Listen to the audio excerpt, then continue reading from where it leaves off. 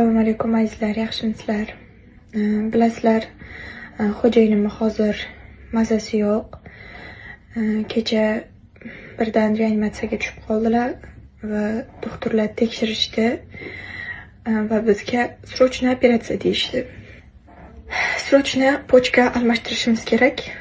Bilasizlar, pochka almashtirish uchun ham ozmuncha mablag' ketmaydi va bu narsani biz O'zbekistonda emas, doktorlarni maslahati bilan Hindistonda qildirishga qaror qildik va bizga katta summada srochno pul kerak. Hammadan iltimos qilgan bo'lardim. Xo'jayinim uchun yordam beringlar. Kim qancha mablag' ajrata olsa, ana shu kartaga tashlashinglarni iltimos qilardim, chunki